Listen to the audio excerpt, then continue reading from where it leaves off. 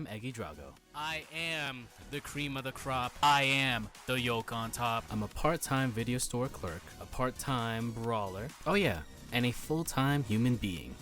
Wow. When I went to Tokyo back in February 2024, I went to an idol concert on a whim because my VTuber Oshi, who graduated, was into that scene. Needless to say, I got hooked. We bought way too many checkies.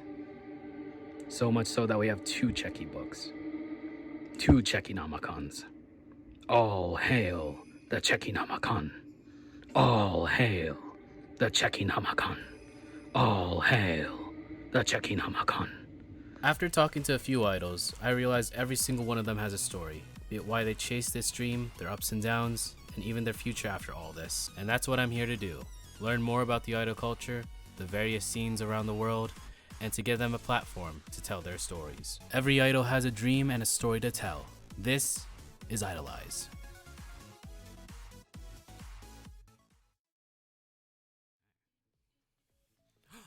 Wow. Oh no. Is it? Oh, there we go. Wow. All right, it loaded in. But I am the cream of the crop. I am the yolk on top. I am mighty Eggy Drago, and we are here for IDOLEYEZ episode 27. Probably the biggest, one of the biggest episodes that we are doing now. With our guest for tonight. She is a member of Idol Shikkaku. She represents the Pacific Northwest and lived in Seattle for quite a long time. This is Choka Kandachi. Choka, how are you? Hello. I'm good. Just starting to get my voice back. I see. Yeah. I do remember I think like Fluff had us both in contact for doing IDOLEYEZ during the new F arc, but scheduling issues. But now we are here. It's slightly surreal that you are on the show. You were on the short list of people that I wanted on the show since like day 0. One of the 5 Wow. people. So kind of I don't know. Interview by me, I don't know. But thank you for being on. Thank you for accepting this invitation to be on IDOLEYEZ, and we'll start things off right here, right now, where we take you back to the past, and I'm gonna ask you, who or what got you into idol culture or J-pop culture? Alright, I did talk about this at Northwest Idol Fest, but I have a younger sister. She's in college right now, over in one of the UC schools. Super smart. But she and I are really, really close. And she's always really been into J-pop culture or like kawaii culture in general. And she started, I think, getting into idols when she was in like 4th or 5th grade. Right. And she started watching AKB on like YouTube and stuff. And she got really into like AKB, and then she moved to like Hello Project. Now she's getting into like Chica idols. And yeah, so she really wanted me to be an idol, and I think I was in high school at the time. And I was like, well, no, I don't think I can be an idol. But then, things happened, and I thought, if I am gonna try something new, I might as well try to, like, let my sister live vicariously through me, I guess. I just wanted my sister to be proud of what I do. I see. And since I've always loved music, I thought about doing a musical career. And I looked at all of the musical career choices I had, and, I wanted to choose something that I knew would make at least one person in the world really, really happy. So did you like actively listen to AKB, or did you just like passively along with your sister just listen to it on the side? I think back when I was first introduced to it, I mostly listened to it passively. But when I was in college, and I think when COVID hit, I really got into listening to them. I think Zoc, if you know Zoc, they're an idol group here in Japan. And I think they were the first group where I was like, their story really resonates with me. Because they generally don't have like the kind of backstory that you usually see idols have, where it's like no backstory whatsoever.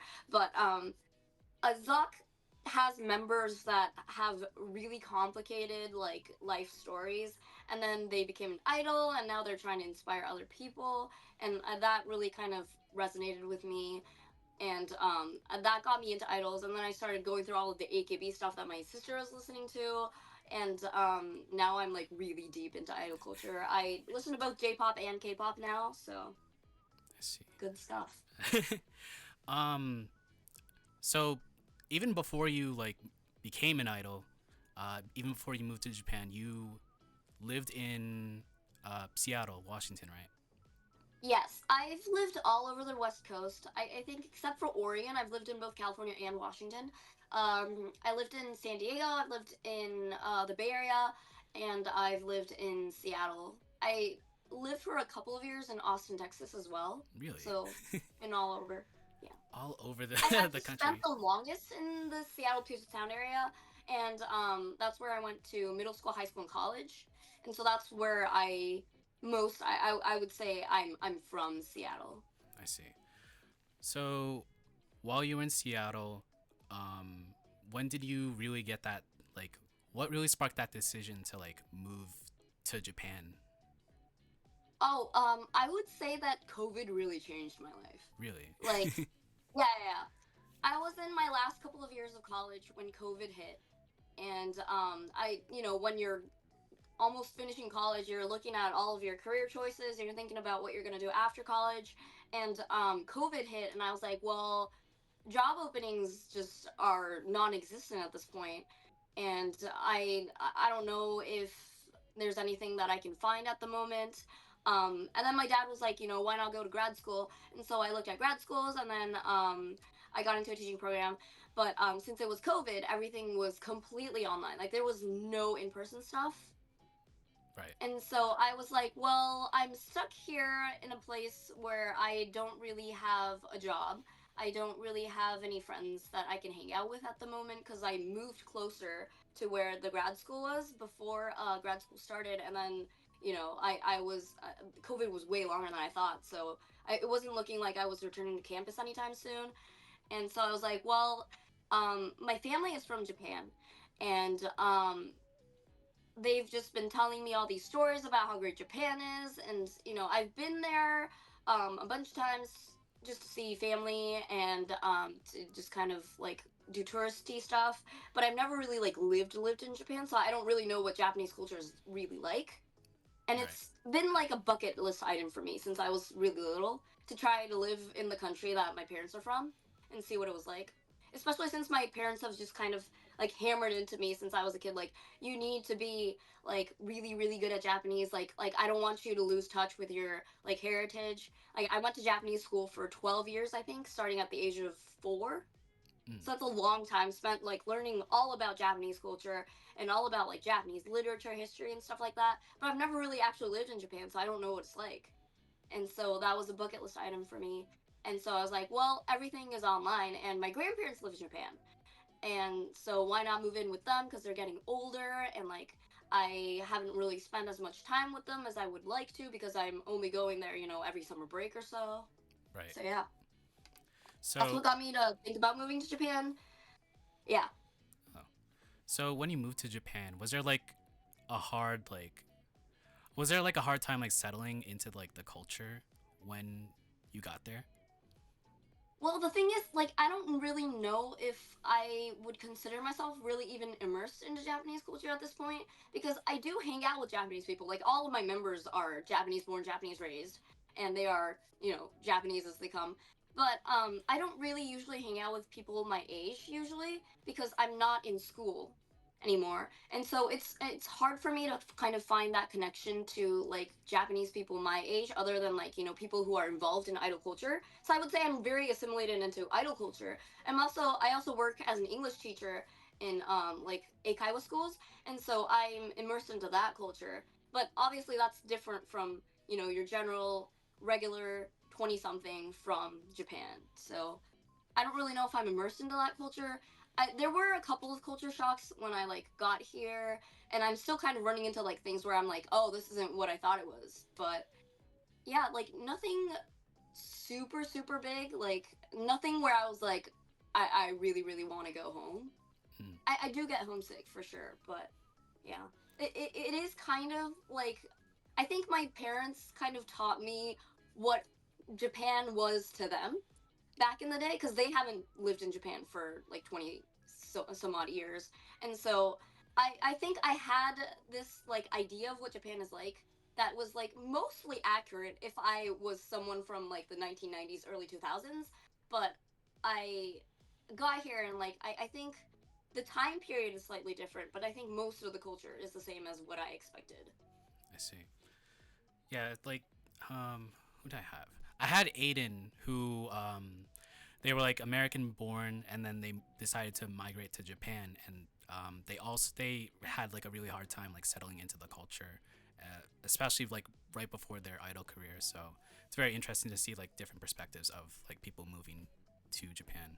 I definitely have a hard time making friends here. Like I first of all I don't meet anybody outside of like the English school and the idol culture environment. So like all of the people that I hang out with are either idols or former idols or people who worked at the English school, or they're friends from like Japanese school when I was in Seattle, and they just happened to also have moved to Japan after either high school or college, and so I can hang out with people from back then.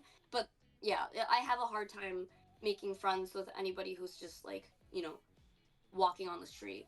Right. So you moved to Japan. What really like what was like the very first idol activity that you participated in while there? Well, I think I started. There's this like, I don't know if it's called like an audition or if it's like considered like a pageant, but there's this thing called Miss ID that I think I was the last. I was part of the last cohort that was in it. So Miss ID 2022 is what I participated in, and that started actually before I moved to Japan. So I was in Washington and I was doing online stuff.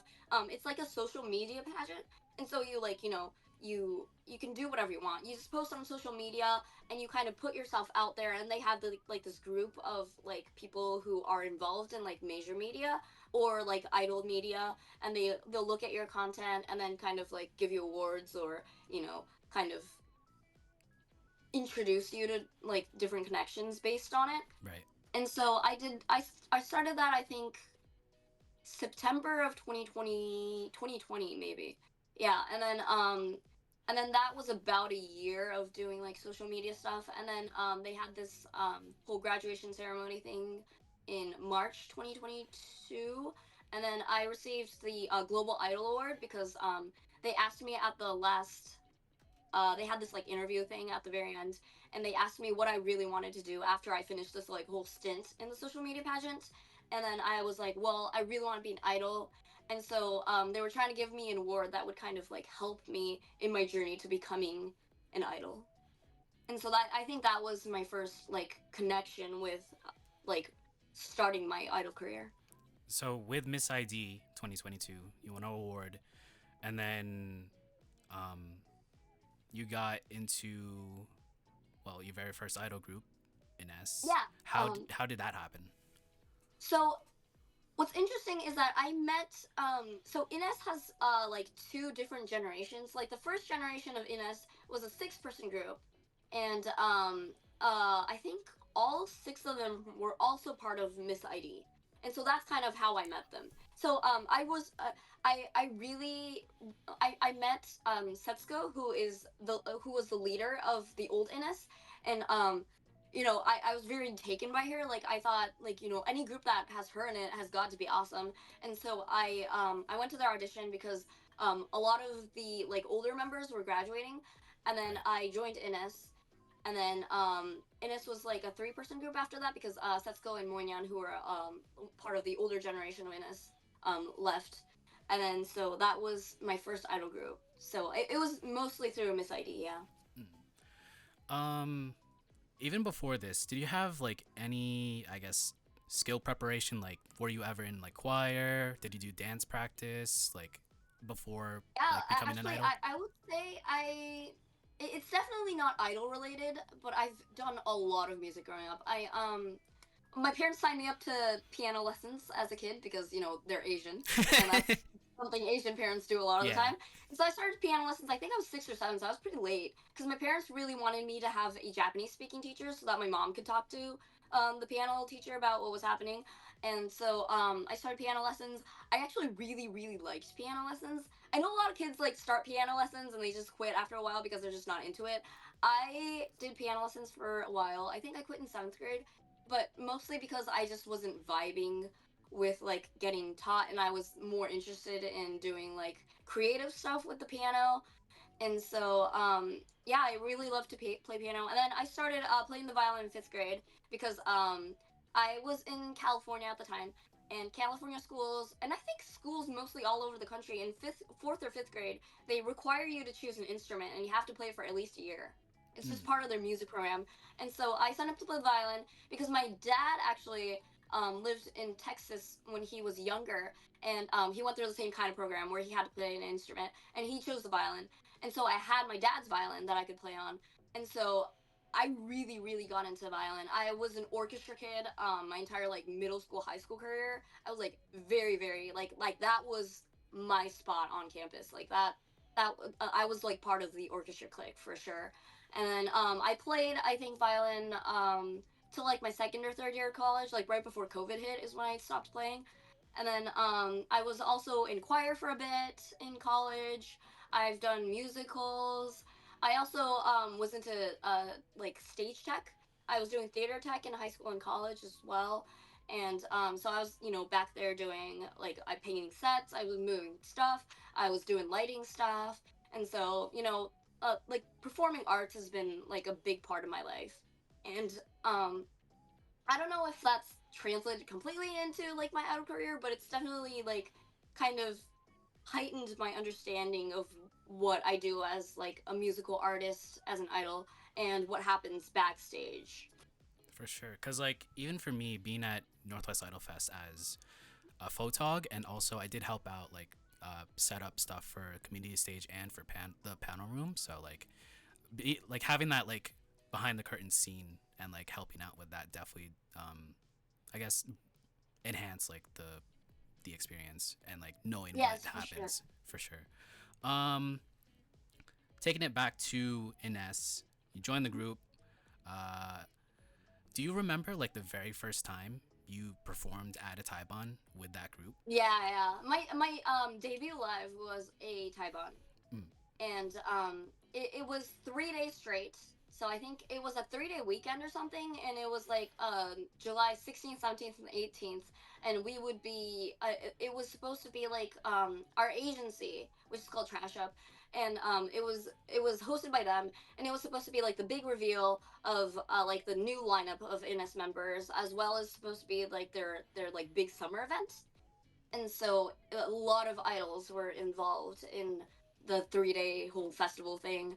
And that was their first show. So on the 16th and 17th, I remember like feeling really, really, really nervous because I'd never really been inside of a live house before. right. I'd like been to a couple of shows to like see like former members like do stuff, but like I'd never been like inside of like the backstage rooms or anything like that. And like I never been like the kind of person who I like I was part of choir, but like choir doesn't like mic you up or anything. No. You just have like a big mic like on top of the stage. And so I never really had like the whole like I didn't know about mic etiquette or anything like that. I didn't know what to do when I would meet like one of my like senpais in like the idol industry. Like that was all new to me. And I was also, trying to keep track of all of the choreo and all of the singing that I was gonna do on stage, because like I've been to karaoke, but like singing and dancing on stage, I think in front of a crowd is completely different.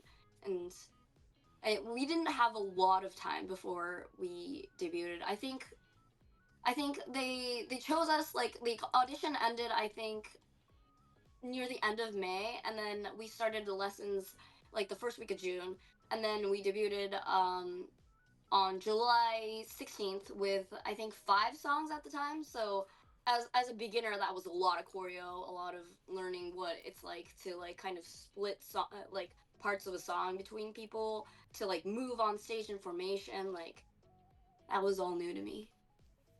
I see. Yeah, usually like usually people on the show, guests on the show, definitely had like are very nervous during their first performance or during their debut. So I guess What it's I part for the found funny was course. that I was you know, because Ines was a 5-person group at the time, so like all like the three new members that kind of debuted with me, and then Setsuko and Moinyan, who I really admire.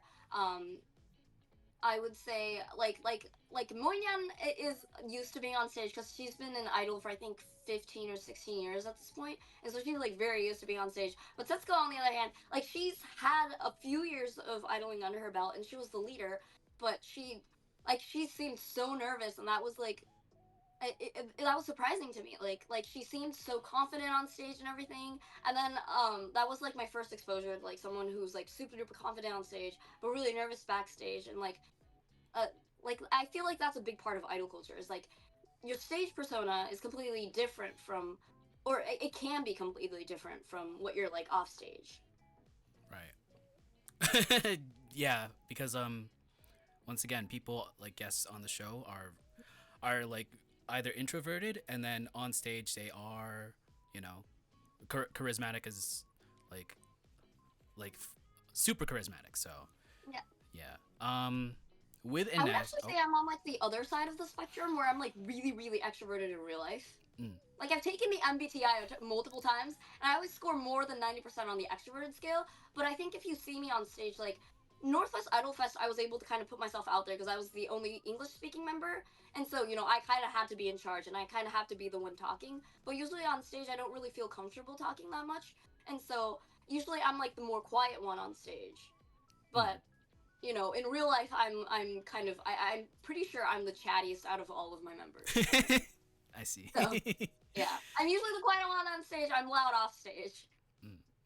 So with Ines, uh, can you like can you like describe your first year as an idol? Was it very hectic? Was it like It was trial by actually fire? less hectic than I Oh, thought it would be because I think Ines had like a pretty chill schedule. A lot of Chica idols have like 4 or 5 shows a week, which is a lot. I think Ines usually had 1 or 2 shows a week, and a lot of my other members were in school or doing other stuff during the day, and so there our shows would kind of be like towards the end of the day or like during the weekends. So it was like kind of more chill than I thought. But we also had a pretty intensive like lesson program. So we had like lessons once a week with like a teacher who would like train us for a couple of hours, and that like the training part was pretty, like the time we had to train was pretty intense. But like I think our schedule was more chill than I thought. And then we didn't have any like social media rules at the moment, so like I didn't really know what to post. And so, you know, that's still something I'm trying to learn, but like our social media schedule was also really chill. mm. So with Ines, would you say like most of the members were they had like jobs like outside of Idol. They weren't like doing Idol as their main thing, right? So Yeah. I think Setsuko, for example, I think has a degree in like culinary arts or something like that. I know Kuro works at a nursing home, and then I work as an English teacher. Nagi was in school, so you know, different people doing different stuff outside of idling because, um, like the reality of being a chica idol in Japan is it's really hard to make enough money as a chica idol to just live off of being like making a chica idol like your career is your one and only job is super difficult. yeah, it's from experience and like knowing some idols there. Like unless you have like a really good fan base or a really rich fan or something like that, you're Or like you know maybe even an agency that has a lot of like backing sponsors or something like that. right. Yeah, it's tough. I've been to auditions where for like really big groups where they talk about like once you're in the agency you'll receive like a salary, which is really rare in the idol industry. Mm, let's see. So with Ines, how long were you in that group? I was there. I debuted as part of the new lineup, so I debuted with three. With there were three of us. Me, Kuru, and Nagi, and we were there from like the middle of July when we debuted to disbandment, which was August 6th of 2023. When when the group disbanded, what was your reaction to that? Um, I was just bummed. Like I thought it was a great group. Like I liked being part of it. I was having fun, but like like it was not my decision because I was part of an agency and the agency higher ups make the decisions. And so when it was basically kind of like a layoff kind of situation. Mm, And so I knew Nagi was going to quit being an idol anyway because she was finishing school and she was looking towards being like a PA. right. And so I was like kind of like caught in the middle of like my agency is going to like kind of lay me off, but I don't really have anywhere to go. And then Kudu has stayed with the agency, and so she's part of Dedadems, which is one of their main groups that is still like kind of going.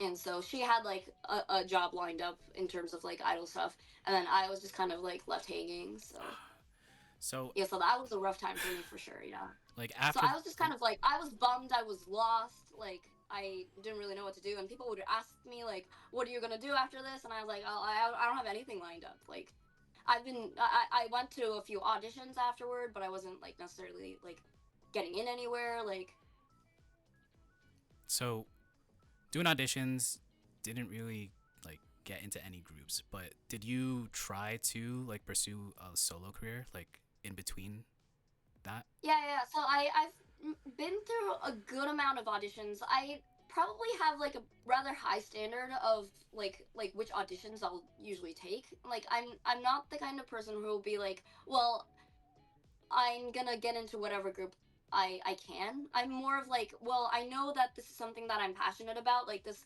I want to be in a group that makes me feel like good about like being an idol. And so I'm generally looking through auditions and I'm like kind of like handpicking ones that I feel like would be a good match for me.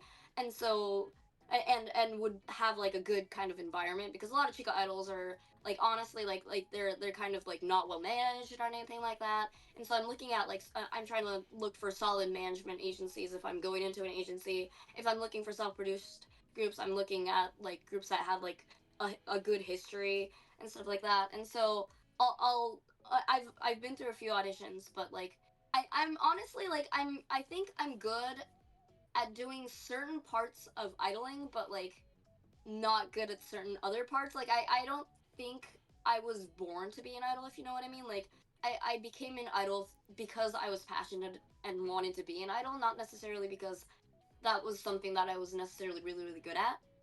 And Right. so I think agencies when they're like kind of the cream of the crop, they like kind of are more they tend to take people who are younger than I am, who either have more experience than I am that I do in the singing and dancing realm, or they're looking for someone who is like more relatable than I am. It's hard for Japanese people to relate to me because I have a very different like upbringing, and so that's something that they probably kind of look at and try to get a vibe for. Mm, So I'll get to like I mean I've done like I've gotten to like the final stages of an audition, but like debuting in a group that I've auditioned for has not really happened to me outside of Ines. mm, Yeah. And then while I was going through auditions, I decided to kind of Ines disbanded August 6th. And then my birthday is on September 24th. And so there was like a month and a half between like disbandment and like my birthday, and I knew that if I were to continue an idol career, and I was pretty sure that I wanted to continue to be an idol, to continue to kind of be part of that J-pop music like scene, that I would want to do a birthday show. But a month and a half is definitely not enough time to join a new agency and then debut again as an idol and then have a birthday show there. And so I decided that I wanted to produce my own birthday show. And so I booked a live house, and then I used my own money to have like a few songs written for me. So I would have like an actual set list full of like only original songs. I wasn't going to do covers. And then I bought costumes and invited people that I'd worked with before to like kind of create like a tie bond And so that's what I did for my birthday, and that was like the launch of my very short stint as a solo artist. And so I did a solo idol career for, I want to say, like a month, 2 months, where I had like a set list of original songs that I'd commissioned and had created for me, and then I would either perform that on stage or I would bring my guitar and I would like play on stage. So in between that, so Ines, and then you had a slight gap with the birthday show, and then Yeah. what happened afterwards? And then I was at a show where I was performing. I think actually I went to a friend's show, and then there was this girl named Mio who's the head of this self-produced group called Hakarashi. Mm. And they're a Chica Idol group that only does covers, and they only do covers from idols, like from idol groups that have either like disbanded or are on hiatus. And so they're kind of reviving old songs, and that's why they're called Hakarashi, which like stands for like grave robbers. And so they're reviving songs from the grave is what basically what they're doing. And so she basically what she did was she saw me at the show, and she'd known me from Miss ID because she'd been a Miss ID graduate herself. And so she came to talk to me, and like I was like, I don't have anything lined up for anything like that. And she was like, well, until you find somewhere that you feel like is gonna be like your main like idol group, like why don't you come sing with us?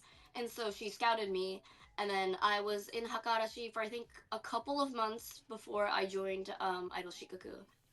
So I was doing cover songs, I was going to live houses and like learning about like what it's like to, you know, kind of do like covers of like idols that have like kind of disappeared. Mhm.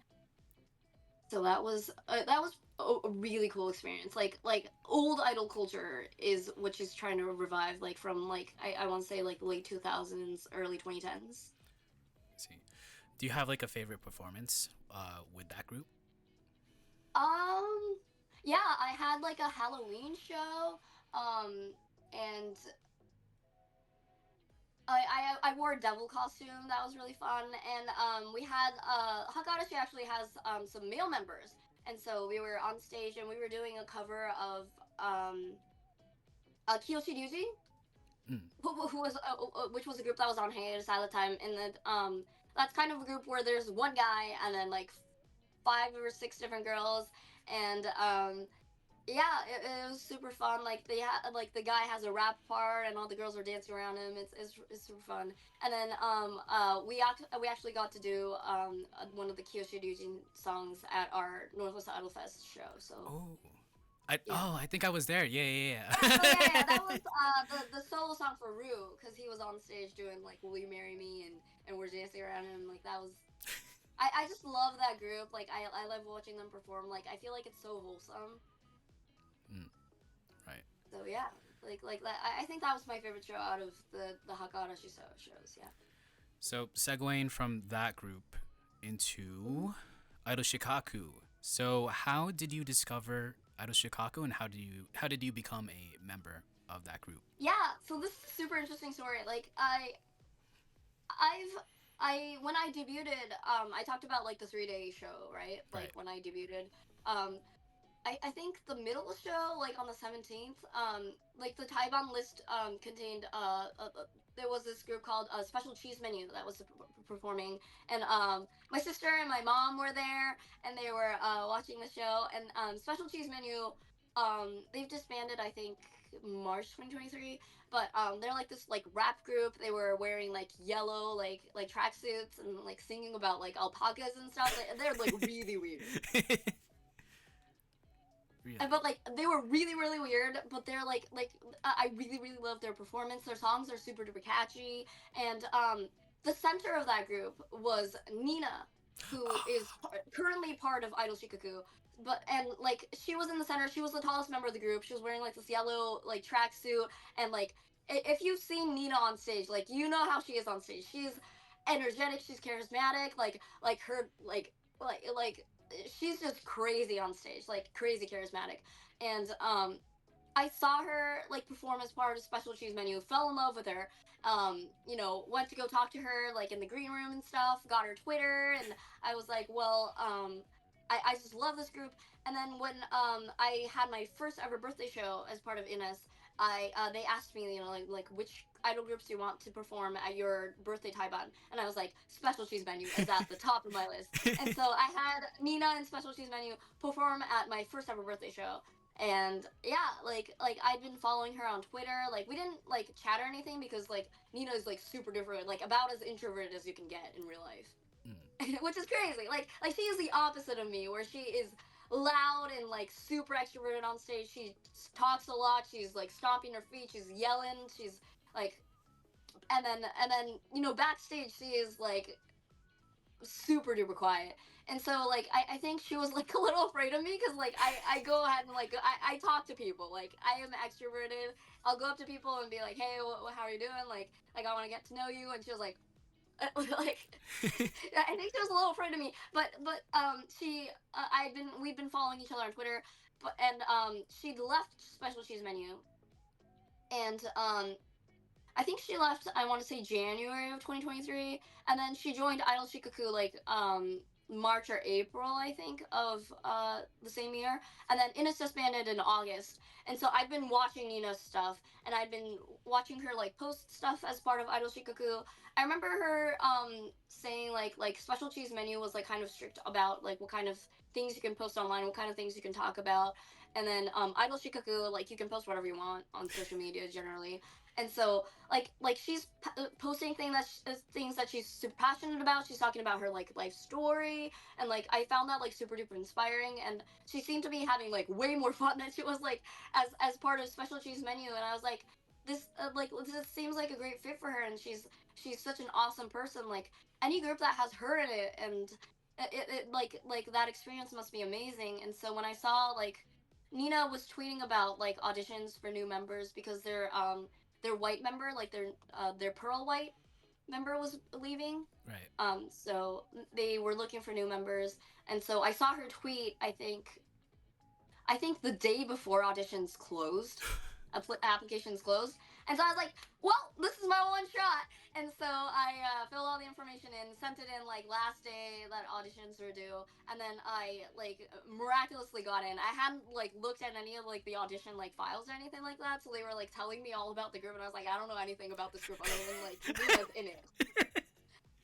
And I had like a Kyoto trip like right before like audition like the audition interview, and so like I was in Kyoto hanging out with one of my best friends, and like I was looking at like the song and the choreo that were wanting me to learn, and like trying to like learn stuff on the train.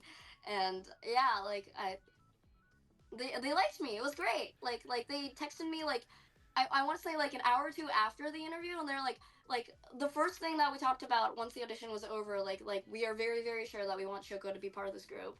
And so yeah, I got a DM from Nina for the first time, and she was like, I really want you to be part of this group. Like I've like been following your idol career on Twitter, and I was just a little too shy to come talk to you about it, but like I think you're a really great person, and I'd love to work with you. And yeah, it's been great. So you get into the group. You Mhm. debut January 2024, I believe. Yeah, we had a Christmas event that I was part of, and so I showed up, and that was like my first time saying hi to all of the Idol Shikkaku fans. So yeah, that was before I debuted. I think I joined the group. They did auditions first week of November, and then I think I took a week to kind of like think about my choices because I was also like I'd gotten into another group, and I was trying to decide between the two. And I like went to talk to all of like my senpais from like the Hakarashi era, and they were telling me like, I think Idol Shikaku might be a better fit for you because like I know the people there, and like it just seems like a better managed group, and like more of like the members are closer to each other. And so I think like you would do better in that kind of environment. And so I decided to go with Idol Shikaku, and then I started working with them I think mid-November, and I helped produce the January show. So that was when, so I was learning choreo from the end of November to like end of January, and then we had like a big end of January show. That was like I think our second anniversary show, and that was where I debuted. and they had I helped make this like huge car set, and that was really fun. And I had to learn 10 songs for my debut, so I learned 10 songs in a month and a half, which was What? That's crazy. crazy. That is That's crazy. yeah, legit. Like when I debuted as an idol, I debuted with 5 songs. Mm. With Hakarashi, I think I debuted with 2 songs, and then with Idol Shikkaku, I debuted with 10. And I remember when Miku debuted, she debuted with 5. So they were like they really wanted to do a lot with me, I think. And I think like one of the things that I'm actually pretty good at as an idol is remembering choreo. Like I'm not necessarily good at dancing, but I have a pretty good memory, and so I was able to kind of like cram 10 songs in. So it's crazy. And then Huh. I was pulling all nighters, creating this like huge car set, and we had this a game of life thing that one of our staff members had created, where like you can like digitally roll like a die, and then like you would like kind of go through like Idol Shikkaku history as part of like the game of life. Mm. So that was a really really cool show to be part of. So with that debut, I Mhm. kind of want to ask, like, what makes Idol Shikaku like unique compared to every other group in the Chika Idol scene? I think in terms of what makes Idol Shikkaku unique, I think Taya, like the producer and leader, we have our producer and leader Inji Taya, and I think what Taya would say is unique about Idol Shikkaku, and what I would say is unique about Idol Shikkaku is like slightly different. I think Taya would tell you that what's special about Idol Shikkaku is that we are an idol group that is completely self-produced, which means we aren't connected with any agency whatsoever. Like we have like I don't want to I don't want to say we're not adults because we are, but like most of us are like in our like 20s, and then we have Miku who's like 30, but like we have no like adults from the industry like as part of our group. Mm. Like all of us are like in our 20s or like 30s in the case of Miku, and we're doing everything ourselves without anyone like higher up telling us what to do. And so every decision that we make and every piece of content that we create is created like by us. Right. And so like we'll commission, Taya will commission like friends to like make songs and like outfits, but like she is the one in charge of like kind of making sure that like kind of aligns with like the vision and the design that she's created for the group. And then when we post on social media, like we have all of these meetings about like what we want to create, what we want our image to look like all of that we kind of do ourselves through meetings and stuff. And that's I think probably why that we don't have as many shows as other idols. Like I think people are kind of bummed when they like take a trip to Japan and want to come see us, and they're not able to like kind of find a show that like works with their vacation schedule, which is kind of a bummer. Like because I would love to see anybody come to see us from out of the country. That would be really really cool. But we have like generally one big show a month that, and we also post on social media a lot, and that's kind of where we put all of our energy into. And so we have like all of these meetings and like practice and stuff, um kind of based on like making sure that what we come out with is like really really high quality and really really entertaining for everybody to watch. And then we also kind of like put a lot of effort into social media, especially since we're not connected with any agency, because agencies usually have like kind of like an agency fan base where like like if Fruit Zipper has like a sibling group, then like what kind of vibe they're coming out with, and a lot of the fans will also like their new content. But like Idol Shikaku, we are just kind of one solid one group, and we don't have any outside connections, and so we're doing our best to kind of like work on social media, create a fan base of our own. Right. So that's really different. I also think that Taya would talk about how a lot of like idol like otaku relationships can be like very very toxic, in terms of like the idol will kind of like give off vibes of like, hey, you might be able to like have like romantic or sexual relationships with me if you like use enough money, and like I'll give you something like romantic or like sexual in terms of like favors in return. Like that's kind of like the vibe they give off. Right. that's kind of nasty. like Yeah. Taya finds that like very disturbing, and Right. like I think all of us in Idol Shikaku kind of like are not Into that. vibing with that. Right. And so a lot of our like we have like rules about like, you know, we're not going to, you know, kind of give off that vibe. Like that's not like parasocial relationships are parasocial relationships, and you know, as an idol that they're just kind of part of the package, but like we don't want to make it kind of like and like an idol is leading you on kind of parasocial relationship that has like, you know, like unrealistic expectations that comes like come with it. And so that's something that we kind of pride ourselves on, is we won't necessarily like resort to that kind of tactic to kind of create our fan base. I see. Yeah, it's yeah. And then and then there are like other things like Taya was talking about how um in a lot of idol groups, like if you take a checky with a member, let's say you have a 30% checky back guarantee. That means if you get a checky for 1,000 yen, that means you get a 300 yen in Back. return for every Right. checky that you take. But but idols on the other hand do a lot of work in preparing to like go on stage and be an idol and to come talk to you. There's a lot of work that goes into like creating social media content, to like learning all of the choreo, to practicing choreo, like making sure that you're healthy and like fit enough to be on stage, like keeping track of all of your costumes, like, and you know, creating like this kind of like persona that is like that honestly can be exhausting as an idol, to create like this persona that's charismatic all the time when, you know, we're human too, and we have like our moments, but we don't show that. And so I feel like that is part of like the work that goes into being an idol.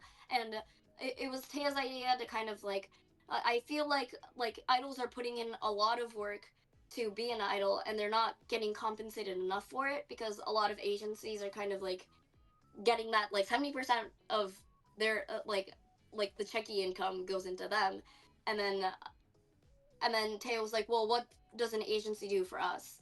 And then like a lot of agencies do have a lot of connections and do a lot of work to make sure that their idols are, and their idol content is really really good. But I think a lot of chica idol agencies tend to go to the route of like, we're just here to kind of boss you around, and we're not gonna, you know, help you like kind of grow your fan base. That's something you do on your own. And we do have an agency fan base, but like we're not doing anything to grow you or anything like that. And so she thought it was unfair that like we're getting like usually like a 30% back guarantee when agencies don't do that much. And so she wanted to create something where like idols will be a part of the creation process and will make all the decisions, but on the other hand we get a lot of our income back in Mm. terms of like checky back guarantees and stuff like that. So it's seems pretty fair compared to like actual agency. Yeah. I haven't seen any idol groups that have a checky back guarantee that's higher than like the percentage that we have, I Mm. think. Oh, Choka also has a very, very high checky back guarantee, so that's also a good group if you if anyone watching is, you know, trying to get into idol culture here in Japan, like if you want to make sure that you are supporting like an idol group that has like a very like good like pay system, like I would recommend both Hakarashi and Idol Shikaku. Like, you know, you're getting paid fairly if you're you know the idols are getting paid fairly if you go to one of their shows and have a chickie with them. For sure. Cause like even for me, like I'm very much for the idol to get like most out the like most bang for your buck. So like the majority Hmm. of the revenue from the checky, um, especially with like most self-produced like solo idols, like they get like all of that. So Yeah, yeah. very much. What I think what we have is like we have our check back guarantee that goes into our income, and then the rest of it actually goes into like this like the Aishitsu bank is Mm, kind of what I call it, is like we have this we have like savings that we'll use to either like, you know, book live houses, to like buy stuff to create sets, to create new music, to create new costumes, that sort of thing. And so you know that our all of our money, all of the money that you guys use to support us will be spent to like, you know, I create better content or to into our income. mm, let's see.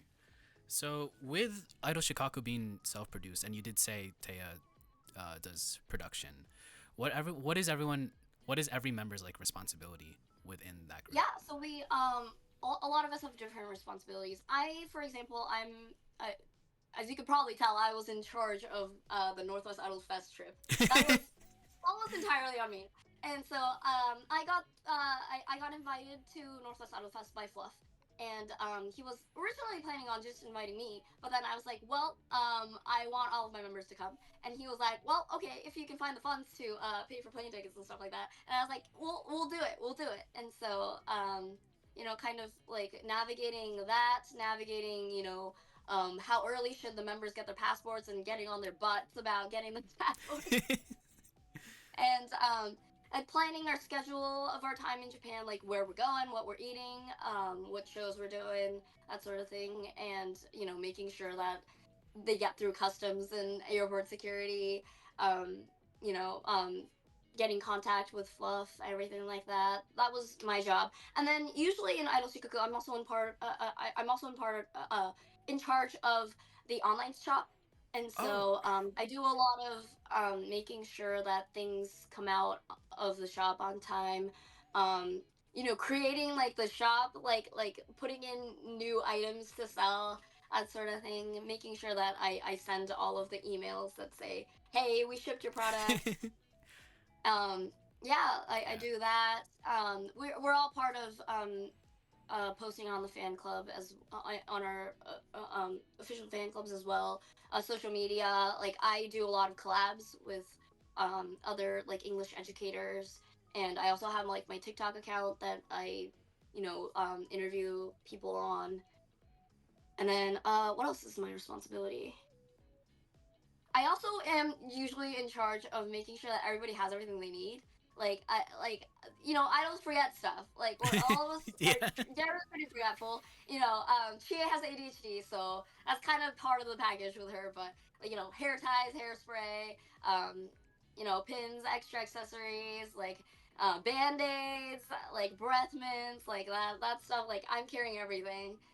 And then Nina is usually in charge of a lot of our official social media posts are like our Idol Shikkaku official posts. A lot of them are done by Chia and Nina, and then Nina is also usually in charge of creating the what's the word for it, The the scripts for oh. our shows. Mm. She's really good at writing, and so she is in charge of creating scripts for our shows. And kind of coming up with like the general idea of like what we want our show to be, because we'll come up with like a concept. We'll be like, we want to do this and this, but we usually have like kind of like a show set up, and so she comes up with like what we want, like the show and like the show's entire, like the rough draft of the show, and then she will also come up with a script, and then we'll kind of like work our way through that. And then Rue is in charge of editing our videos for social media.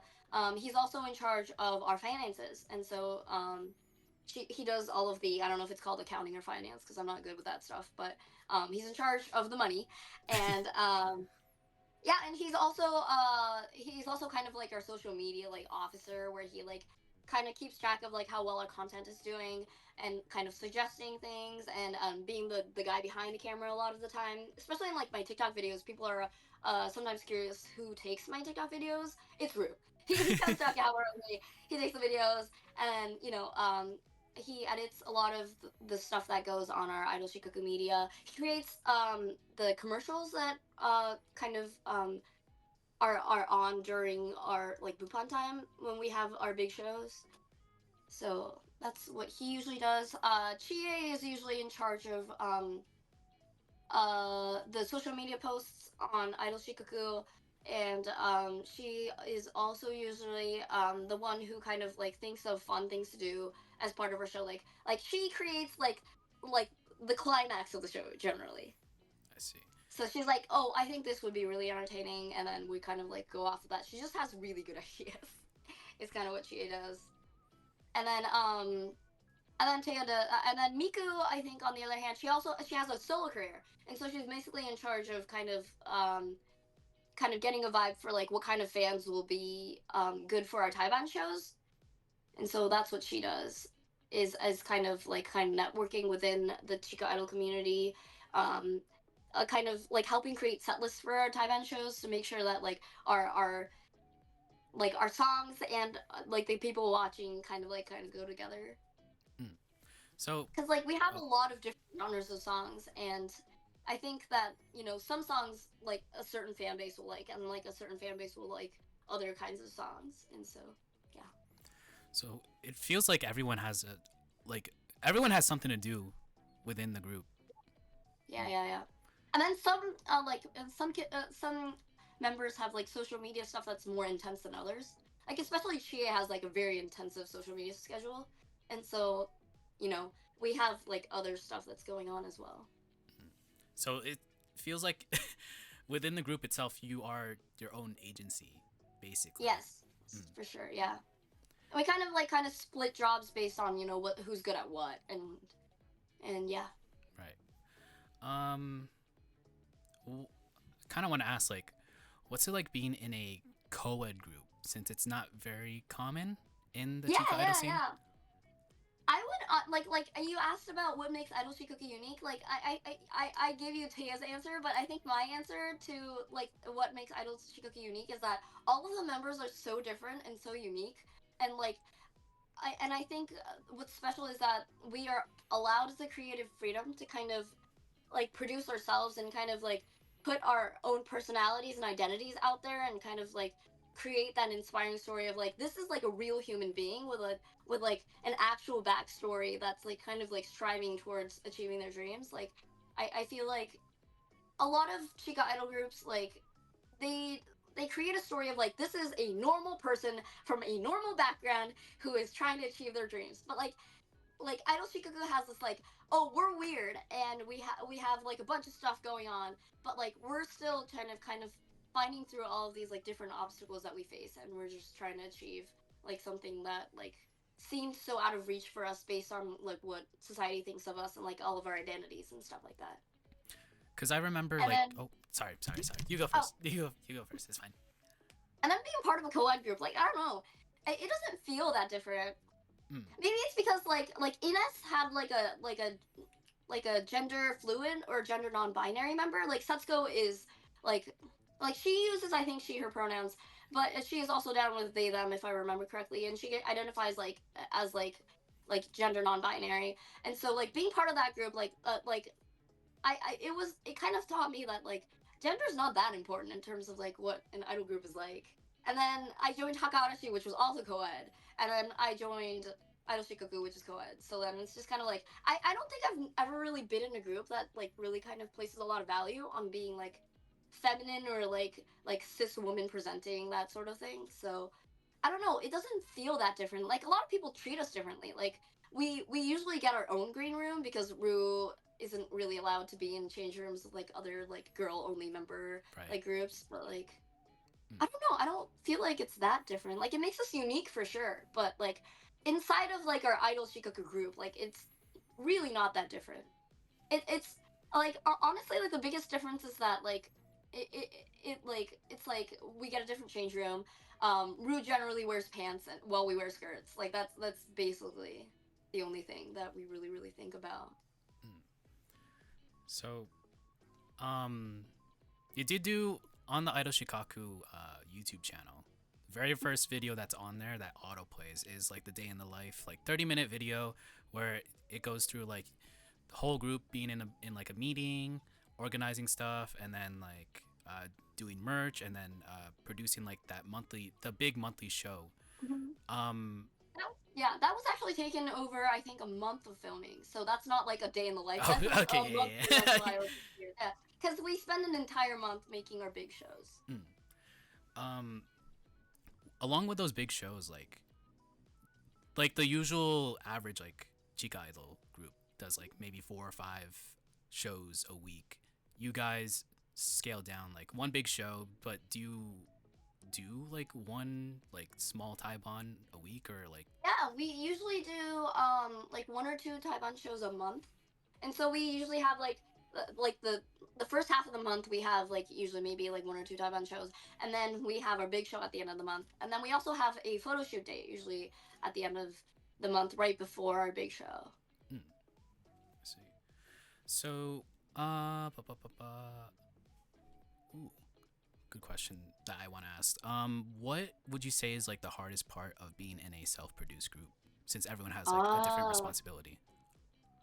I think what's most difficult about being in a self-produced group is, first of all, like nobody tells you what's right. Mm. And so, like, we're kind of like when we think about like where we want to go with this group and like what we think would be like the best path to take, like nobody is like there to tell us like oh you should do this like based on my experience. You know what I mean? Like nobody has experience. No, everybody is kind of doing this based on what they believe is right or what they believe will make us like a bigger and better group. And so like we don't have anybody telling us like there's like a lot of responsibility on our shoulders for sure. And then I think what also comes with that responsibility is that like there's no like we're never done with our work. You know what I mean? Like I think with a lot of Chica idols, like other than their like social media presence, like they'll finish a show and then they get to go home and that's like their after work time. But like we have other work that's like waiting for us during the week as well. And so that's something that we that and like I think with a lot of idols they also have a lot of homework going on, but like it's like on a different level because we're self-produced. And so like I have to make sure like the online shop is running and stuff like that. Like that's not something that an idol usually does. And then I think that also comes with a lot of like we have to figure out like what we need to learn in order to do that, and that's not necessarily like an idol skill at all. Because like I haven't really met idols that run an online shop by themselves, and so like that's kind of like a special skill that's not idol based. Mm. Yeah, it's a very unique situation being in Yeah. self-produced. Like I, And also I yeah. think like we also have the stress of our money being completely transparent. Like all of us know how much money we need to make and how like what our goal is, like that kind of thing. And so like it's very real. Like a lot of chica like when I was in Ines and stuff, like I had no clue what like how much money I was making. Like I knew how much like how many checkies I was taking, and so I knew what my income would be like. But I didn't know how much money the agency had to like put into new costumes, to new songs and stuff like that. But like right now, like with Idol Shikkaku, like I kind of get a feeling for like how much like money we have to like kind of put into new content and stuff like that. So With this is gonna be a weird one because like with Idol Shikaku being self-produced, was there ever a decision for like the entire group to sign with an agency or just back out no, of it? never, No. Okay. never.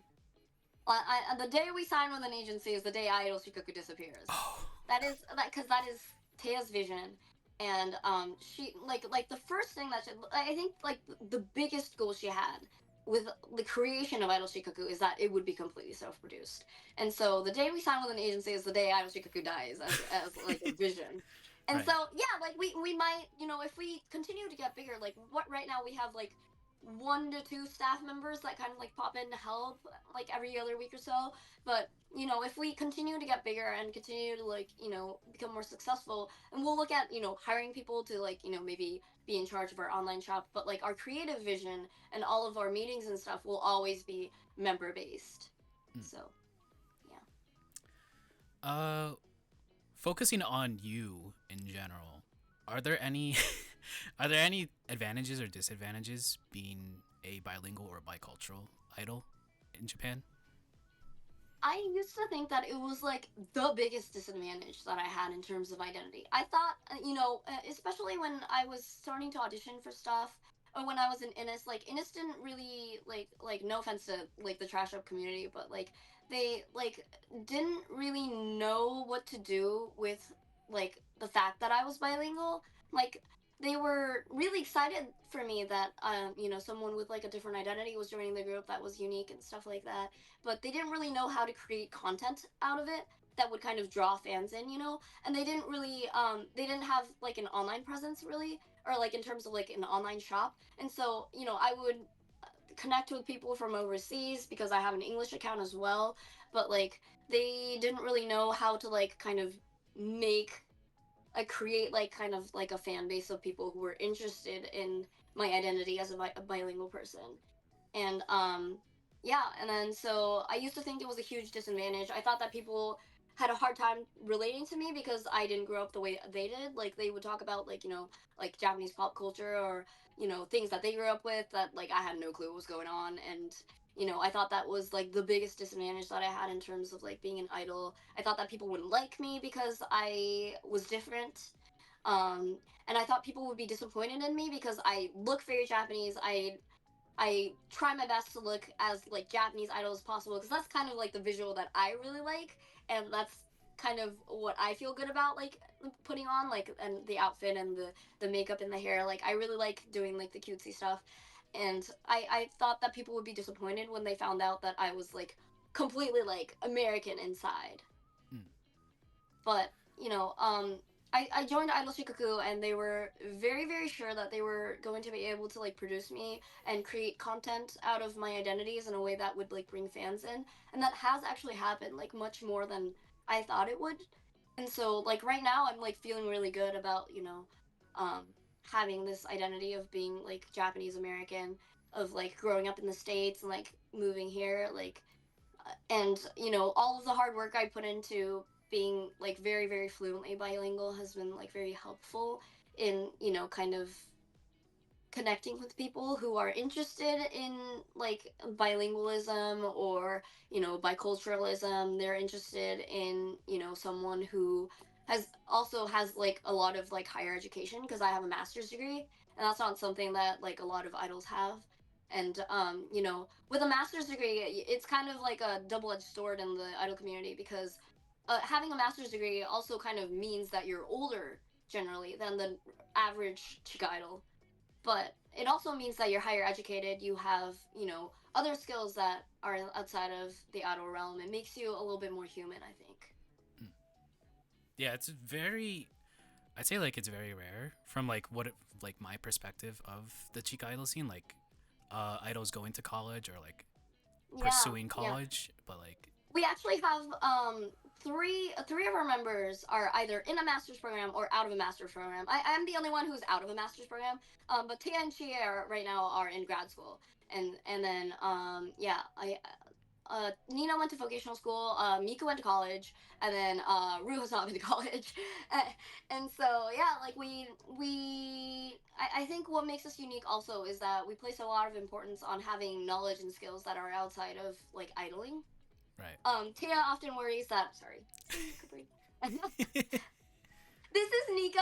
He's 6, and he's been with me since 2018, 2019.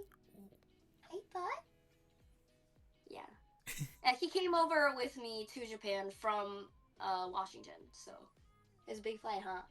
And but anyway, yeah, like Tay often worries that like once we finish like because a lot of idol careers, it's like you can't be an idol forever, and so I think one day, I don't know how much longer in the future, it might be like 10, 20 years, if we're lucky, but when Idol Shikaku, like that story comes to a close, like what will we have that says, like we did this, like this is part of my life, my portfolio, like what skills do I have that and experiences I have that I've gained through this like whole Idol Shikaku thing. And so yeah, like having a master's degree, that's something that like a lot of the Idol Shikaku fan base and the members think is like a very positive asset, which I find which I really, really appreciate. Yeah, like pursuing your education and even at the highest degree of like being in a master's program and getting out of it, like that's really good. Like, Yeah. And I do use my degree a lot now because Idol Shikaku has kind of like connected me with people who work in the English education in Japan kind of community. And so, I have my master's degree is in teaching English language learners. And so that's something that's very conducive to the social media content that I'm part of right now. And that brings a lot of like fans in who are interested in Japanese and English language, as well as, meeting up with an idol who's like knowledgeable on the topic as well. we did briefly go over it, but we the whole idea of this episode was, since you are in a group that participated in Northwest Idol Fest, let's talk about Northwest Idol Fest, even though it already happened. So you and Idol Shikkaku went to the U.S. and more specifically, I'd say your hometown of Seattle, Washington. Um, what was it like performing Oh with your man. group in your hometown?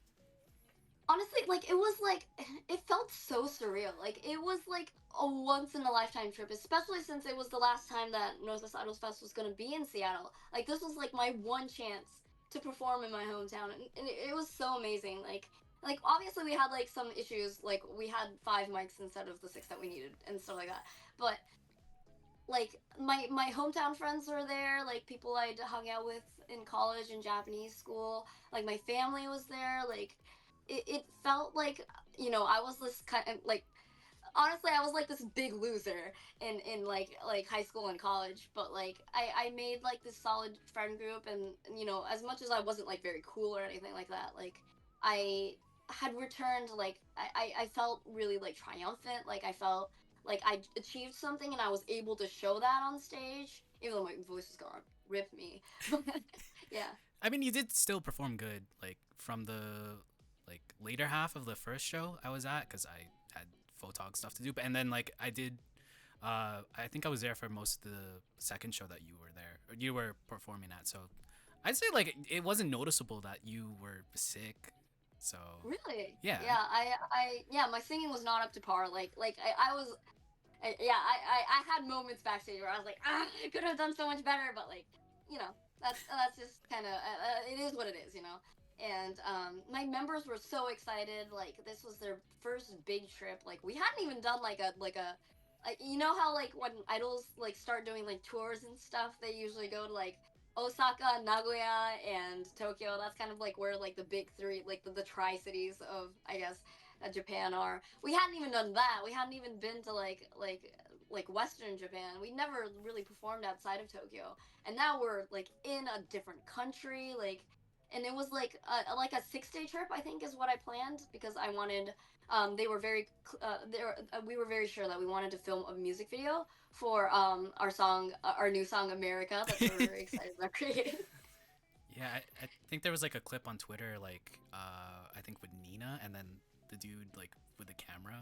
Like Nina was walking downstairs, and like Yeah, yeah, yeah, yeah. yeah, yeah. That was So yeah, yeah. keep an eye out for our music video. It's in the editing process right now. Chia is actually in charge of editing the America video. Like she is actually she is a part of the Digital Hollywood University master's program, and she like her focus is in filmmaking, and so like when she was an undergrad, her capstone project was a short film, and so she's very competent at film editing, and so I'm super excited with what she comes out with. She says she's trying some new like 3D techniques or something like that, and so I haven't seen it yet, but it's gonna be very exciting for sure. With Idol Shikkaku, you guys had a panel and you had two sets. Yeah. From those experiences, how would you say American Idol like culture compare to JP Idol culture?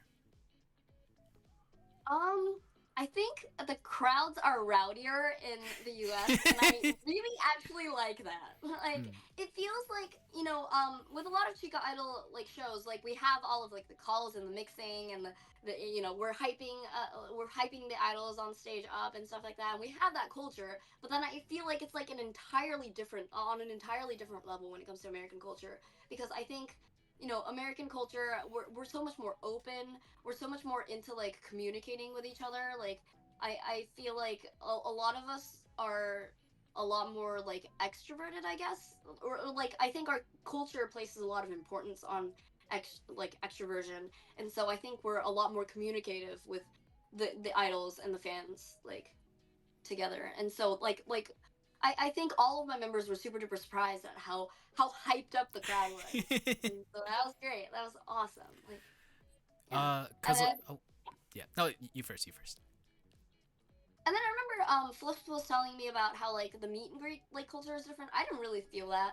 Like he said that the fans and the idols are closer um during meet and greets, but I didn't necessarily like experience that. I feel like maybe Idol Shikaku just has like a closer relationship with our fans in Japan as well. So you can expect kind of the same thing when you come to Japan and come to our shows. Hmm. um, like there was also another idol coming from Japan, first time in U.S. performed there, Taburugumi.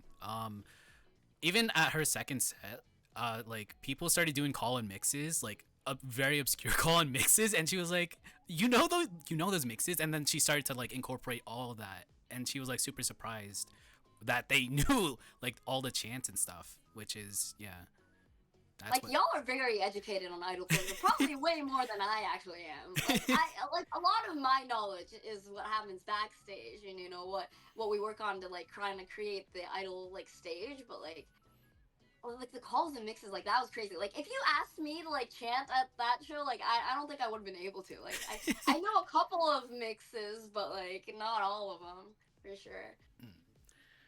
Yeah, um and yeah. yeah. And what's different from our Idol Shikkaku, like our big shows, and what we did on stage with Northwest Idol Fest is that um, a lot of our fans in Japan come from social media because we don't have like an agency connection, and so a lot of our fans are actually not like idol fans. They've like never been part of idol culture before, and so they're not super familiar with the mixes and stuff like that.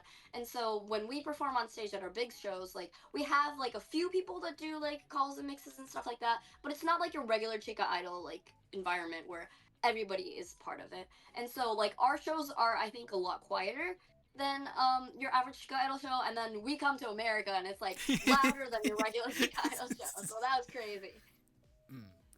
Uh, I would say, was there anything that like apart from calls and mixes, was there anything that really shocked the other members with our crowds? Well, I was very surprised when I went to take a sip of water. Everyone Oh, started chanting, "Oh, H2O. Mizu, oh, Mizu." I Oh, was like, that's I've you. never heard this before. What is that? Yeah, it's a big chant. Especially on like U.S. Taiwan shows. Whenever like Really? an idol like takes a sip of water, like the crowd goes H2O, H2O, and they just converted it to Japanese for you guys. I never heard that chant before, so that yeah, like, I was very surprised by that. I think Chia was also surprised because she got a cowboy hat from a fan. That was super exciting. Hmm. Yeah. So And we were also surprised at how quickly you guys caught on to like the choreo in like America. Like you guys are so down with that, like, because like I've gone through that song so many times, and it's like such a meme. Like the lyrics are just like "I'll be back USA." And I was like, okay. I mean, I guess we're singing this on stage, but like you guys like caught on quick. You guys were like dancing with us, singing with us, and like yeah, it was amazing. yeah, this I mean, with the rise of like the Kaiga idol scene and like the scene in general, very much we have a lot of like passionate fans that that are like very much uh appreciative of like people coming to the US to perform. So, you know, giving that energy back to you. So, it's very nice. Apart from like being sick, was there anything that you wanted to do differently with the performances? I mean, well, we were short one mic, so there was Yeah. that. Yeah, AV team Um, kind of stressing. yeah. I mean, this is just kind of like, yeah. There were also some scheduling difficulties behind the scenes, so that was something that we were also stressed about. But other than that, I mean, the show was pretty good. I think they changed up like the mixing, like in terms of like the audio mixing during the show, so it was like hard for us to hear ourselves sometimes. But like that kind of happens with any show, honestly. So it's just kind of it's just kind of like it could have been better, but like it could have been so much worse, and it just happens every day. So and yeah, like they were very impressed at how well built the stage was because we've never been kind of like on a stage that was like built from the ground up. Yeah. So yeah, that was fun. Like that was a very bouncy stage as well. Like yeah, that was fun. Mm. And then I was very impressed with like the lighting Yeah, behind the scenes. very. Like We I mean, as staff, I was like photog, but like the actual production team very much put, or the actual organization very much invested a lot into the stage and also the lighting and everything. It's going out with a bang with Northwest. So yeah, it was beautiful, and we had like this huge monitor too to like put our like little like script on it while Chie read the notes, and I helped her out with pronunciation. I was like, I can read it, but then like we don't want you to strain your voice, and I was like, I think it would be funnier if Chie did it, and so Yeah. um, if the opportunity arises, would you want to like perform again here in the No, U.S.? 100%, 100%. Like I would love to perform again. Mm, We heard about like the LA announcement, and everyone else was like, I want to go to LA, and I was like, well, I don't know LA that well, but I mean, yeah, I'm down. Like yeah. I would love to go. Like I've never really been to LA before, so I don't know what it's like. But I can't like show my members around like I did Seattle. But it would be super fun for sure. Like it would be my first trip to LA. I see. With Nuif to a close, but like even before that, you did have uh, your birthday, September 24th. You did Yes. release a full solo album, 23-24. Spotify is kind of like iffy on the release date, but I'm gonna assume like you released it on your birthday. Yeah, I'm pretty sure I released everything on in 2024. Oh, Yeah. Well, I released it via TuneCore, and I came out with a couple of singles before them that have been like remixed, remastered, and are on the new album. And so I recommend listening to the album version because they've been remixed, remastered, and they sound really really good. And I think there were 8 tracks on the album, and we performed track 7 during my birthday show performance. So I see. Um, yeah, with so if anybody wants to relive that performance and is wondering where they can find that one song, you can find it via my album. It's track 7 called the English title is Beyond a Thousand Nights. with Incomplete Divinity, the title of the Mhm. actual album. What made you really decide to like release an album as a soloist? Well, the thing about having like a short stint as a solo career, there's like, a reason why I haven't done solo performances since, and it's because I really, really like performing in a group, and performing solo just kind of like gives me a lot of anxiety that I don't really need to have. Right. Like I think a lot of people who are solo artists just have that kind of like mental stability in them. Like they have the confidence. Like I think function much better in a group, and it makes me feel more confident when I'm on stage having like members to support me, and having like created content that is created as a group and not just entirely on me. But that is mostly just performance based. I love creating music on my own, and like I wanted to create something where I would be like, I've done this on my own, and this is entirely my creative vision and not necessarily like anybody else's input. And so especially since I'd had I think 6 songs commissioned for my birthday show, and then not all of them are on the album. I decided to have a couple more new tracks and take a couple of tracks out, to make like an album that was cohesive and showed a lot of my musical range. I just kind of wanted it to be like a portfolio item. I wanted to see how much I could push my musical creativity, and those songs weren't going anywhere. So, I mean, why not use them? Right. Is part of the reason as well. Were there any And like so yeah, oh were there any like influences that you like picked off from to write and produce these songs? um, mostly like just my upbringing, I guess. Like I had a very lonely childhood. Like it wasn't necessarily like the worst childhood in the world, of course, but like I moved a lot as a kid. Like I there were periods of time where I didn't have like the best relationship with my parents, and that's part of the reason why I'm very very close with my sister, is because I didn't have a lot of friends growing up because I was moving around so much. And my parents are very, very strict Asian, and so there's also like the whole like I didn't feel like I fit in anywhere. Um, a lot of like media, like I didn't see myself represented in anything, and so I felt like I wasn't like beautiful or like meant to be successful. And so all those kinds of like lonely feelings were something that I kind of poured into like my songwriting.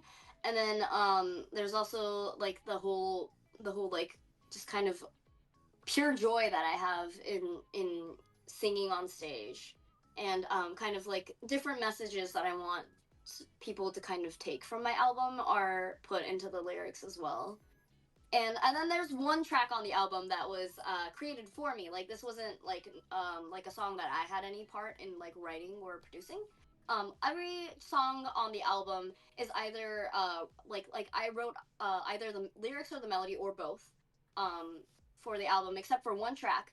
I think it is, I want to say the third or fourth track. It's called Choka Sensation, and that was written by one of I want to say my best friends in from the Miss ID cohort, and she wrote that song specifically for me, and to talk about like my journey and like what I'm like actually on the inside, outside of like just being an idol. But then she, when she created like the backtrack to it, she put like a very like idol spin on it, and it was great. Yeah, so that's.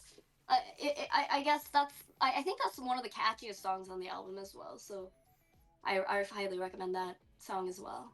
Mm. What would you like say differentiates soloist Choka to Idol Shikkaku Choka? Idol Shikkaku Choka is an idol. Like she is an idol through and through. Like what she does is an idol, and like in an idol style, and like everything that she puts out is, you know, kind of meant to be like a representation of me as an idol. When it comes to the solo album artist Choka, like that is not someone who is really like very idol like at all. Um, she is more of a musical artist. So she, like, there's nothing really cutesy or sweet or like very like outwardly extroverted about what I do in terms of like creating music solo. A lot of the themes in my songs are either dark or kind of like touch on serious themes. And, you know, these are songs that I wrote the melody to. Like when it comes to like Idol Shikaku songs, I generally am not part of writing lyrics or the melody for it. And this is like this is me, I guess, being an artist, being raw. And if you listen to the last track, um the streaming service version, so if you listen to it like as it's out now on Apple Music, on Spotify, YouTube Music, wherever, the last track, like you can hear violin in it. That is like violin that I played. Like that is a violin part that I wrote and I played in the studio. So that's like, yeah, like if I guess it's like the artist Choka coming through and the musical Choka coming through, rather than like kind of the idol persona as well. Mm. Yes. What would you say is like your favorite song that you produced for that album? I'm pretty sure it would be Beyond a Thousand Nights. That's the song that I was very sure I wanted Idol Shikkaku to perform on stage for my birthday show. That song kind of talks about what it's like to kind of go through an idol journey, like from the perspective of someone who's maybe kind of like, we're looking at it from like a bird's eye view, but like with a slightly like, maybe you're a fan that's been following but not very like not necessarily communicating intensely with the idol. It's kind of like taking a step back and looking at the idol and w- like their journey of like they're starting out and like this is like their vision, but it doesn't necessarily like translate to everything that they're trying to put out. Like not everybody who views idols views them the same way and views them the way that the idol wants them to view them. And then usually with an idol, like their career usually comes to a close within a few years, and people are sad to see them go and they just kind of disappear. Is kind of like what the song is about. And I've had this particular song arranged three times by three different people, and so I've spent a lot of time kind of thinking about what kind of song, like what kind of sounds I want in it. I'm very proud of the melody and the lyrics that I've written, and so yeah, that's my favorite on the album. All of them are really good though. I think Villainy is I currently the most popular song. Everyone loves Chokawi Sensation because it's really catchy. Some people like go the other route and they like the acoustic, like the last track, the most. You know, Mm. a lot of the songs are very different from each other, so highly recommend. You did say you performed like one of those songs with Idol Shikkaku at your birthday show. Yeah. Would you want to perform solo? Perform some of these songs solo, like at like a like at the Idol Shikkaku monthly or like at a Taiban or something like that? Maybe like one or two songs. I don't ever see myself doing like a solo career the way Miku does, where it's just like she goes to Taiwan and she's on their solo from beginning to end. You know what I mean? Right. Like maybe as like part of like a special, like maybe like a birthday show, or if it's like, you know, if I'm trying to cover for someone. But like I'm like honestly really not that comfortable performing solo. Like it gives me a lot more anxiety. And so I really love these songs. They're songs that I've poured my heart and soul into. And these are songs that I've written personally. And so they're songs that I'm really proud of creating, but they're not necessarily songs that I see myself performing on stage, because when I come on stage I kind of see myself as like an idol, you know what I mean, like not necessarily as like someone who is more of like the artist vibe, but there is a part of me that does that, but it's mostly not someone that is like a performing artist. I'm more of like a recording artist, if you know what I mean. I see. Yeah. But yeah, I choreographed Beyond a Thousand Nights. That's something that I would personally be very down to do again. We didn't have time to put all to learn all the choreo, especially since I got sick right before the event, and so we have this entire choreo planned out that I've created to and hopefully people will be able to see it soon. We'll see, but Moving from, I guess, your solo endeavor, might as well go into, I guess, the future slash retrospective. Um, since we do have a lot of Kaiga idols watching on YouTube, like after the stream or like in the stream, do you have any general advice? I know it's like a different situation being in Japan and like yeah, no, I've never done Kaigai idol stuff. Like this was my first stint as like a performing idol in a Kaigai event. So right, it's super different for sure. like would you do you have like any general advice for, I guess, idols? Like, I would say if you are self-producing, I would say make sure that every single piece of content that you come out with, whether it's a music video or if it's music or if it's like choreo that you've created, that you're very very satisfied with it, that you're proud of it. You know, looking back, like you don't want to feel like you didn't do your very best, or that kind of had to be like, this isn't something that's realistic at this moment, and so I'm not going to do it. Like, I think it's better to take a pause and be like, think about what you really want before you get started, or like before you finish it and put it out into the world. But like, that's something that I have learned. I think being self-produced is like I want to make sure that I don't look back and be like, oh, I shouldn't have said that or I shouldn't have done that. mm, Like obviously there are moments where I'll look back and I'll cringe because like I wasn't as good at dancing or anything like that, it's but at least that was the best I could have created at the time. So I look back and I'm not like I wish I hadn't put that out.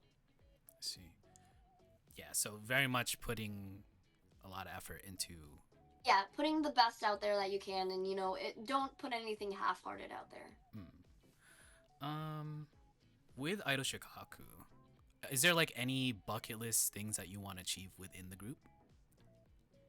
Me personally, or as a group? With personally speaking, like asking you, like, I would love to go on more trips. That would be really fun. Like there's a lot of Japan that I haven't seen. There's a lot of the U.S. I haven't seen. I've never been to Europe or any place outside of like U.S. or Japan. I've been to U.S. I've been to Japan, and I've been to Canada. Everybody else is like, "Hey, you're bilingual. You must have been everywhere." I'm like, "No, I've been to 3 countries, and I've been to like 5 states." Like, so yeah, I would love to see more of the world with Idol Shikkaku as part of a performing group. Like, I love performing to a new crowd. I love meeting new people. I would love for us to be able to have like an office building, because right now we don't have like an office building, so we're like kind of we're going into the Digital Hollywood University campus and using their like computer rooms and like their classrooms to like do stuff. And so we would love to have an office building where we can have our meetings and we could film our YouTube videos and stuff like that. mm. So What else? Yeah, I would love to come out with more songs, more costumes. Yeah, just create more content, go more places, perform lots more. going off the other side of the spectrum, like, um, what do you plan on doing like after being an idol? Ooh, that's a good question. Honestly, I don't see myself like ever quitting performing arts. That's just been part of my life since probably first grade or so, because like that's when I started doing piano lessons and doing piano recitals. I really like performing. Like I imagine myself being like 40, 50, 60, and so doing some sort of performance of music. Like maybe I'll be, part of a community orchestra, or I'll be on stage, playing some other instrument, or writing more songs, being a recording artist. Like I don't see myself ever quitting music whatsoever. And so I don't know what exactly like my job will be. Like maybe I'll be teaching English full time. Maybe I'll be, a software engineer. Like who knows? Maybe I'll be living out my dad's dream of what he wanted me to be. But yeah, like I don't know yet what my job will be, but I don't see myself quitting music. And I think I got this question recently. Someone was asking if I would ever consider changing my name, like my stage name, and he was asking about how like different like idols will join a different group and then they'll create an entirely different new stage name. Right. And he was asking whether I would ever do that, and my answer is no. Like I will always be Choka. Because like So coming from that like anecdote, like I know one idol that like so her name is Ria, also performed with Gumi as a part of like Crazy Fantasy. But like even before that, she was Ria. Then she joined an agency. She's Subaki Ria, and then joined like disbanded a group, joined another group, and now she's Phantom of the Ria. So it's very much consistent with just staying with that name, but like very much different with like the last name or the nickname. So being consistently with that identity is very interesting, and also it's good to like remember them because like if they just have a new name, it's kind of weird. yeah. I'm also very passionate about my stage name. It's my stage name. I love my stage name. I don't think I don't have any plans to change it. There's nothing I want to change about it. Like Kandachi is a word that means godly rain, and so since I'm from Seattle, I wanted a surname that sounds that can like sound like a surname in Japan, but I wanted it to also have a connection to rain, and since it rains a lot in It Seattle, does. I'm yeah, I kind of wanted to have a tie-in to Seattle, and so I chose Kandachi, which means godly rain. And then Choka is a nickname that I've had since my college days. Um, I won't reveal what my actual like real legal name is, but my legal name sounds very close to the Pokemon Machoke. Oh. Oh, okay. Y'all can guess what my real name is. I don't really care if you find out, but like I'm not gonna say it. But yeah. So my real name sounds close to Machoke, according to my college friends, and so they started calling me Choka, Machoka, and then I just decided to take Choka and then make that my stage name. And then since Choka, when I write it in Japanese, looks like chi with a little yo and then a ka, I just went with Chiyoka as a name that sounds Japanese. There are people in Japan with the name Choka, but yeah, I'm the only one who goes by Choka, I think. Yeah, cuz like when I was on the base store, it would auto translate like the members and then also the items, and it'd translate your name to Chioka. So I was like, huh, it's not Choka. Yeah, my name is Choka, and Yeah. then I kind of like made it sound more Japanese by making the yo bigger and making Right. it Chioka, because that is a legitimate Japanese name. Mm. And then yeah, I'll always be Choka, and I didn't realize that Choka kind of like if you type in Choka and you kind of like search my name, like it kind of goes with like Chokawai or Chokakoi or anything that has Cho and then like starts with a Ka. Like I didn't realize that until it became an idol and started googling myself. So that was completely accidental.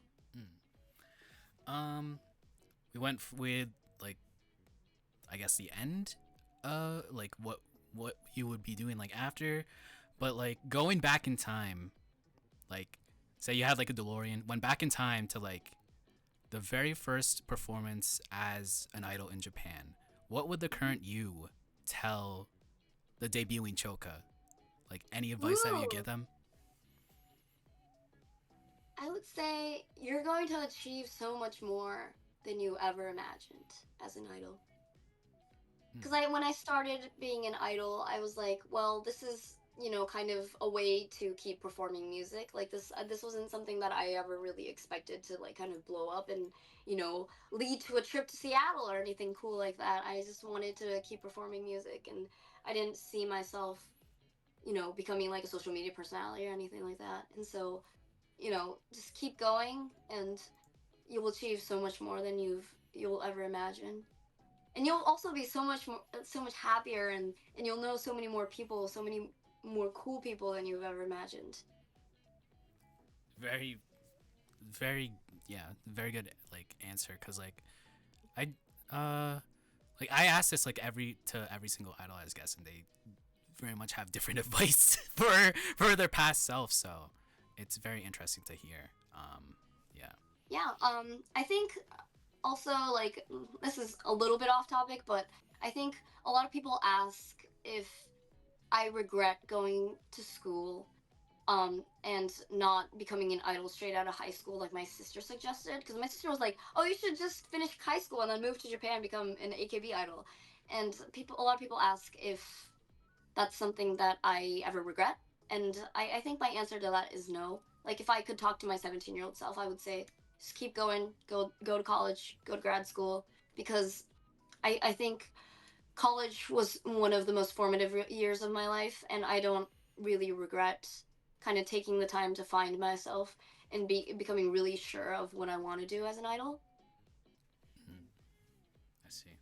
Yeah, like be like pursuing college and then getting that degree and then very Yeah, much. because a lot of idols, when they start out, they're like 16, 17, and so people ask if I ever feel really behind, and sometimes I do, but I don't ever really regret taking the time to find myself in college. I think I'm a better person, a better educated person, because of the fact that I went to a good 4 years of college and finished grad school.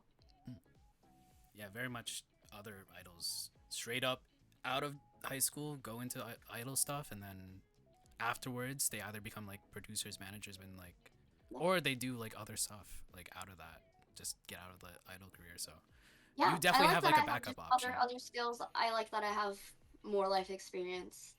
That's Mm, not something that I regret. for sure. I guess like one last thing. Do Mhm. you want to promote anything?